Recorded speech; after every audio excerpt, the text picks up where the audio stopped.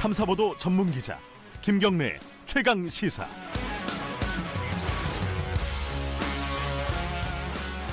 김경래 최강 시사 2부 시작하겠습니다. 어제 문재인 대통령이 국회 인사청문 보고서 없이 박영선, 김현철 두 장관을 임명했습니다. 강행했다고 표현하는 언론들도 많이 있고요. 예상대로 자유한국당은 실제 표현이 이렇습니다. 결사저항하겠다 이렇게 표현을 했고요. 이제 4월 임시국회가 문을 열었는데 지금 의사 일정 아무것도 지금 합의를 못하고 있습니다. 이게 다 내년 총선 때문이 아니냐 이런 해석도 있고요. 자, 여당이 여당 다 고민이 많겠죠. 오늘은 여당의 고민을 좀 들어보겠습니다. 더불어민주당 강훈식 전략기획위원장 스튜디오에 나와 계십니다. 안녕하세요. 네, 안녕하십니까. 강훈식입니다. 예, 멀진 않지만 그래도 스튜디오에 나와주셔서 감사합니다. 예. 일단 어제 제가 앞에서 말씀드렸듯이 자유한국당이 이 박영선, 김현철 두 장관 임명에 대해서 결사저항하겠다, 독재, 독선, 일방통행, 여러 가지 굉장히 격하다고 할까요? 이런 표현들을 다 썼습니다. 여기에 대해서는 여당 입장은 뭔가요? 근데 제가 좀 도발적인데 예. 김 기자님한테 여쭤보면 예. 왜 하지 말라는 겁니까? 뭐를요? 이 두 분을 임명하지 말라는 이유가 뭐죠? 자유한국당은 두 명이 이제 그 자격이 없다. 그러니까 왜 자격이 없다는 겁니까? 왜 저한테 그러세요? 그러니까 제가 이 말씀을 왜 물어보냐면 이게 사실은 이렇다 할 결격 사유가 없는데 안 된다고 주장하는 겁니다. 그러니까 명확하게 두 명이? 예. 그렇습니다. 위장 전입이 문제입니다. 네. 아니면 이 사람은 세금을 탈루했습니다. 네. 이렇게 해서 국민들이 납득할 만한 이유가 있고 그런 주장을 근거로 야당이 그렇게 한다면 저희 여당으로서도 마음이 무겁겠죠. 그리고 네. 물론 지금도 무겁습니다. 그래서 이제 사실은 이미 그렇게 판단된 두 분, 네. 한 분은 지명을 철회했고요. 네. 한 명은 자진 사퇴를 했지 않습니까? 그래서 7분 중에 이미 2분이 그렇게 된 상태인데 이 두 분들은 제가 이렇게 도발적으로 여쭤본 이유는 국민들이 왜 그 사람들이 그만둬야 되는지 모르고 있다는 겁니다. 그러니까 네. 물론 야당으로서 우리가 이러이러한 게 납득되지 않는다라고 주장은 할 수 있습니다만 네. 국민의 공감이 되어 있는지는 네. 야당도 한번 되물어봐야 된다 이렇게 생각이 듭니다. 한 두 가지 의문이 남는데요. 네. 이제 두 분에 대한 박영선, 김현철 두 이제 장관이죠. 이제 임명이 됐으니까. 에 대한 그 야당의 입장이 사실 김현철 통일부 장관 같은 경우에는 언행이 좀 가벼웠다라는 네, 것과 네. 부적절한 언행, 네. 또 하나는 이제 친북 성향이다. 이게 이제 자유한국당에서는 그렇게 얘기를 해요. 그래갖고 이제 이념적으로 좀 맞지 않는 것 같고 김현철 후보 같은 경우에는 박영선 후보 같은 경우는 청문회 과정에서 이제 조금 자유한국당하고 마찰이 있었어요. 김학의 사건과 관련해서도 그렇고, 네. 그리고 자료 제출과도 그렇고, 그리고 지금 이제 또 삼성과의 유착 의혹을 지금 얘기를 하고, 지금 의혹 수준이긴 하지만 그런 부분에 대한 근거들, 이제 나름의 근거들은 있습니다. 이제 그런 부분에 대해서는 그러니까 이제 말씀하신 것처럼 그런 네. 근거가 좀 빈약한 거죠. 그러니까 사실은 이념을 네. 그 청문회에서 예를 들면 정책을 검증한다. 네. 그리고 또 인사 문제의 윤리적인 기준들을 검증한다는 건 납득이 됩니다. 그리고 네. 인사청문회 제도가 그거 하라고 해놓은 겁니다. 네. 근데 이념을 검증한다. 너의 생각이 사상이 불온하다. 이런 발상 저는 사실 되게 조심스러워야 되는 것 아닌가라고 네. 반문하고 싶고요. 예. 의혹 제기가 아니라 실체로 드러난 게 박영선 후보, 그러니까 이제 장관이 됐죠. 네. 장관의 경우에 이런 의혹이 있다라는 네. 게 아니라 실체가 이런 것이 드러나서 우리가 네. 문제 삼는 거다라고 하면 보다 더 이해가 될 텐데 단순히 야당이 제기하는 의혹만으로 네. 임명을 멈추는 것이 또 옳은지 네. 저도 그런 부분에 생각이 듭니다. 아까 제가 두 가지라 그랬는데 한 가지 남은 의문은 네. 의문이라고 하긴 뭐하고 바른미래당도 반대를 했어요. 네. 이 부분은 어떻게 생각하십니까? 비슷하시긴 해요. 자유한국당하고 예, 이유가? 이유는 비슷하고요. 예. 저는 이제 궁극적으로 그렇다면 우리가 이런 과정이 네. 이전에는 어땠냐 한번 잠깐만 좀 말씀을 드리면 과거 복귀. 그러니까 예. 이 정부에 들어와서 문재인 정부에 들어와서 총 26명의 장관 네. 인사청문회 제도를 해서 장관을 했습니다. 이 중에 대략 몇 명 정도가 적격 또는 큰 반대 없었던 경우가 몇 명이고 몇 명인지 혹시 기억 안 나시죠? 26명 중에 예. 우리가 17명은 다 부적격 내지는 큰 반대를 했습니다. 네. 아예 보고서 채택을 안 하겠다고 한 겁니다. 예. 그리고 실제로 적격 판단 내지는 큰 반대 없이 네. 넘어간 케이스는 9명입니다. 즉 3명 중에 2명은 늘 이래 왔던 겁니다. 이번에만 해도 7명 중에 7명 전원을 반대해서 시작했던 것 아닙니까? 네. 그리고 더군다나 우리 정부가 문재인 정부가 초반에 뭐 지금은 좀 비유가 맞지 않습니다만 그 소위 인수위 없이 예. 그냥 바로 다음 날부터 장관을 임명해야 되는 그렇죠. 상황이었거든요. 예. 그런데 그냥 습관적으로 계속 반대했던라는 지적들은 안 할 수 없습니다. 그러니까 네. 국민들이 생각해도 야당이 이렇게 말하는 게 좀 아파야 되고 또 저는 야당이 반대하면 여당으로서 부담됩니다. 저희로서도 어떻게 네. 야당이 부적격 채택했거나 또는 채택을 안 했는데 임명하는 게 얼마나 부담스럽겠습니까? 네. 다만 좀 되돌아봤으면 좋겠는 건 7명 중에 7명을 다 반대했고 이 지난 26명 중에서도 17명, 즉 3명 중에 2은 늘 반대하거나 채택을 안 하는 체제, 그러니까 그런 시스템이라면 네. 너무 반대를 위한 반대인 건 아닌가라는 걸 되묻고 싶고요. 네.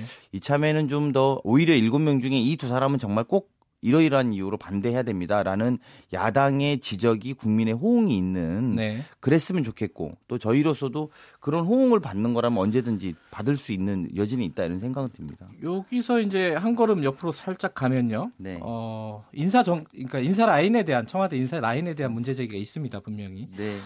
그 어제 박지원 민주평화당 의원 같은 경우에는 뭐 인사는 하되 유감 표명 정도는 있어야 되지 않겠냐, 네. 대통령의 뭐 이런 얘기가 있었고, 우리 일주일에 한 번씩 나온 윤여준 전 장관 같은 경우에는 인사 라인에 대한 문책이 사실상 좀 필요한 상황 아니냐, 네. 뭐 이런 의견도 있었습니다.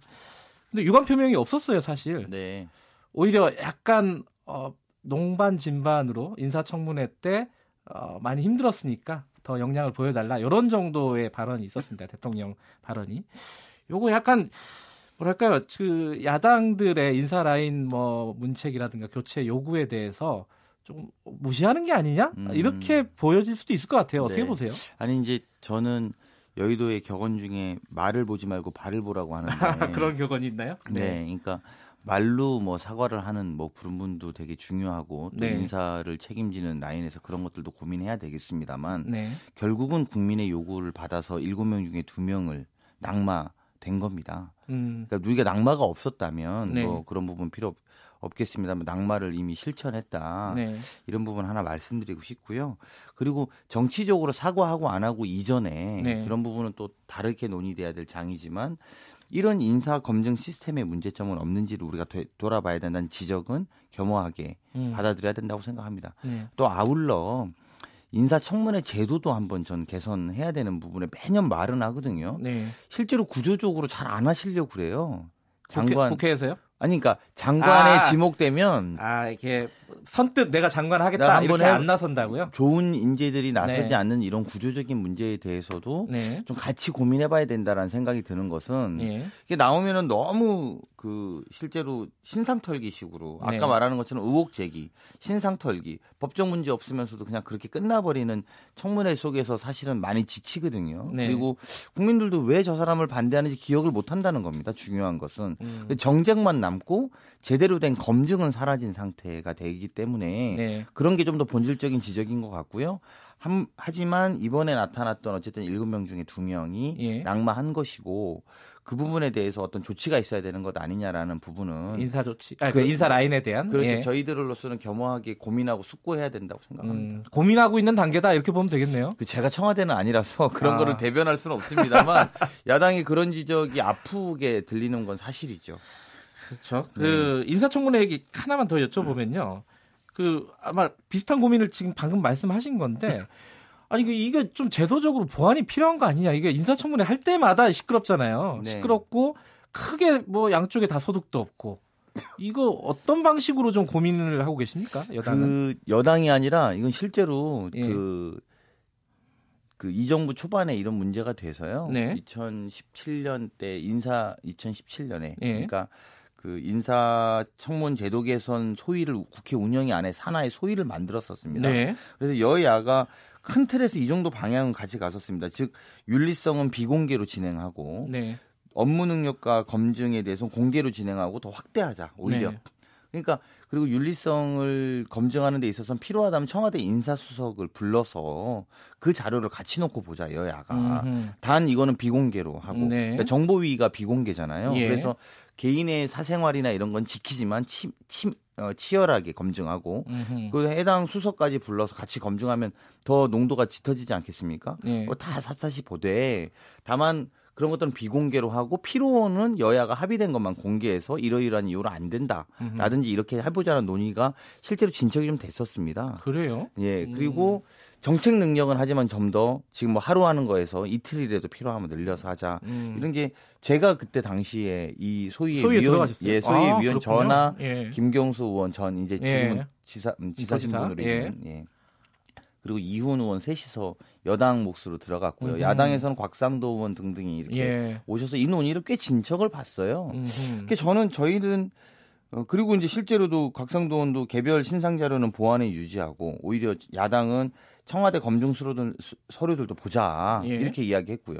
저희도 뭐 그런 거 가능하다고 본다. 이 정도 진척이 있었습니다. 근데 이게 아직 법으로까지 만들지 못했는데요. 사실은 이번에 제가 느끼는 거는 그렇게 좀 강화시켜야 되는 거 아니냐라는 문제의식은 갖고 있습니다. 어제 그 국회의장하고 원내대표 회동에서 이 얘기가 잠깐 나왔다고 하더라고요. 네. 그 인사청문회 제도 개선. 지금 말씀하신 그 큰 틀에서는 그 방향인가요? 제가 뭐 구체적인 그 어제 의장의 그것까지는 확인은 못 해봤습니다만 예. 아마 이 정도까지가 논의됐다가 그 뒤로 진척이 없는 걸로 알고 있습니다. 근데 지금 말씀하신 부분은 여당의 의지가 더 중요한 것 같은데요. 더 열어주는 거잖아요, 야당한테. 그렇죠. 근데 그 의지가 있는 거예요? 저희는 그런가요? 충분히 그런 거 논의할 수 있다고 생각합니다. 그래요? 그리고 그때 아마 속기록을 보시면 그런 내용들이 다 담아져 있습니다. 좀 그러면은 앞으로 어떻게 인사청문회 제도가 개선되는지 한번 좀 지켜볼 일이고요. 네. 그 과기부하고 국토부 장관은 그러면 유임되는 겁니까? 현재로서는 유임이죠. 한 언제까지로 보세요? 그 뭐 여러 설들이 있는데요. 설밖에 없나요, 예, 아직은? 지금은 뭐 이게 또 언제까지 유임이다라고 말하는 게 그 해당 부처를 이끌어나가는 예. 장관한테 참 곤욕스럽습니다. 예. 그때까지 임기가 끝난다고 생각하면 그 장관을 따르는 분들이 따르기가 좀 쉽지 않잖아요. 예. 그래서 이런 말이 조심스럽습니다. 사실 김의겸 대변인 후임도 정해야 될 텐데 그것도 네. 아직 안 정해졌죠? 청와대에서 열심히 알아보고 있는 걸로 알고 있습니다. 강기훈 의원님도 대변인 하셨었죠? 예, 전 강기훈은 아니라 강훈식 의원인데요. 죄송합니다. 네, 죄송합니다. 저는 대변인 했었습니다. 강훈식 의원님. 예. 대변인 하셔서 그런지 말씀이 굉장히 유려하셔서 제가 막 설득이 되려고 하는 불안한 느낌이 있습니다. 아닙니다.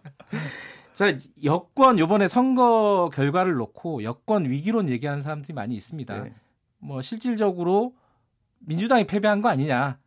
승자가 누군지는 뭐 정의당이 승자라고 볼 수는 있고 자유한국당은 좀 애매하고 패배자는 명확하다. 민주당 아니냐라는 해석이 있습니다. 당내에서는 어떻게 받아들이고 계세요? 예, 저희도 뭐 엄중한 경고 그리고 지금 경고등이 울렸다고 생각하고요. 사실상 패배한 선거에 준하는 그런 마음 자세로 받아들이고 있고요. 예. 그렇지만 국민은 아직 기회를 없애지 않으신 것 같다. 남아있는 소중한 기회에 잘 쇄신하라는 그런 명령으로 받아들이고 그런 것들을 좀 잘 그 연결해서 여쭤보면요. 지금 국회에서 다 스톱돼 있잖아요. 어떤 법안 같은 것들이 특히 이제 개혁 법안들, 뭐 공수처 법안도 그렇고 네. 선거법도 그렇고. 자, 그거를 돌파를 하기 위해서는 좀 개혁 연대, 뭐 개혁 벨트, 뭐 이런 것들을 좀 다시 재건하는 방향으로 그런 게 실제로 있었는지는 잘 모르겠는데 재건하고 복원하고 강화하는 방향으로 한마디로 연대죠. 이제 다른 당과의. 네.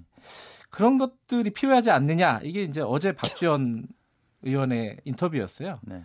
민주당에서는 뭐 어떻게 아니 근데 그게 추진하고 사실은 계십니까? 하고 있는 거예요. 박지원 의원님이 또 다르게 말해서 그러는 거지. 아니 잘 안 되고 있잖아요. 그렇죠. 패스트트랙이 정확하게는 예. 그런 내용이죠. 예. 개혁 연대 개혁.